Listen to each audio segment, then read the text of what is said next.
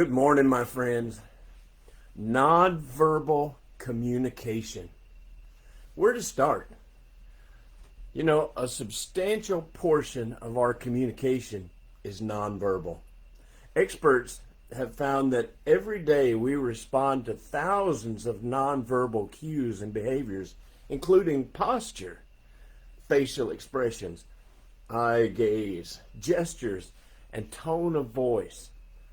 From our handshakes to our hairstyle, nonverbal details reveal who we are and impact how we relate to other people.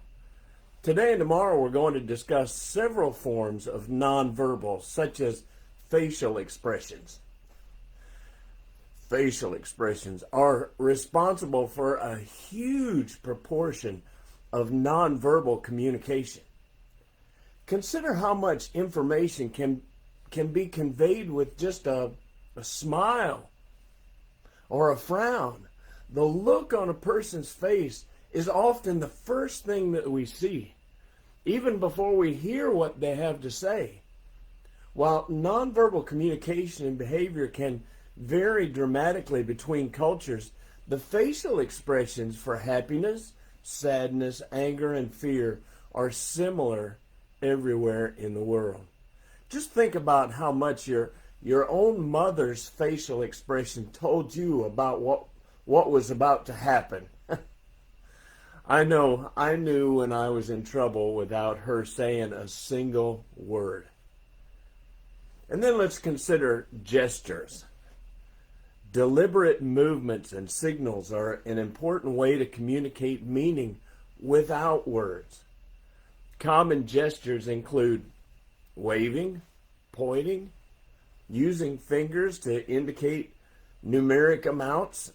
Some gestures are arbitrary and completely related to culture. For example, former President Richard Nixon found out the hard way that the peace sign is offensive in some other countries and cultures. In courtroom settings, lawyers have been known to utilize different nonverbal signals to attempt to sway jurors' opinions.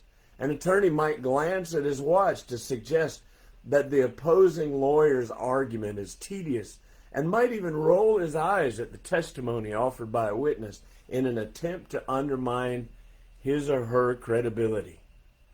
These nonverbal signals are seen as being so powerful and influential that some judges even place limits on what nonverbal behaviors are allowed in the courtroom. And then there's body language and posture. Posture and movement can also convey a great deal of information.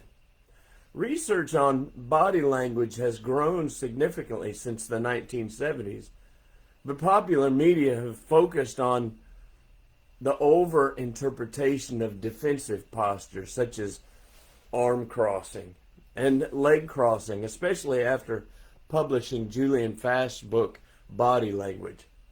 While these nonverbal behaviors indicate feelings and attitudes, research suggests that body language is far more subtle and less definitive than previously believed.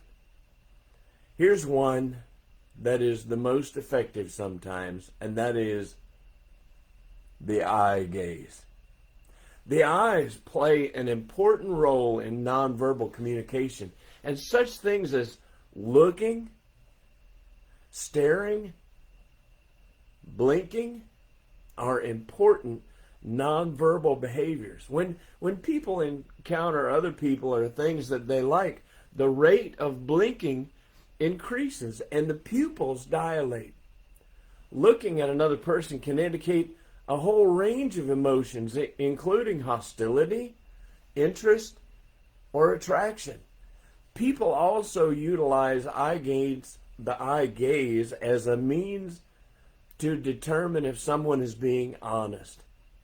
Normal, steady eye contact is often taken as a sign that a person is telling the truth and trustworthy. Shifty eyes and the inability to maintain eye contact on the other hand, is frequently seen as an indicator that someone is lying or being deceptive. As you can see, there are several ways to communicate non-verbally. We'll talk tomorrow about a few more subtle ways to make your case without saying a word. I hope this has been helpful. Hope you'll share it with your friends.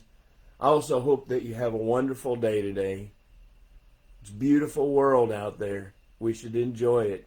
Enjoy it every day, especially today. I love y'all. Take care. Mike out.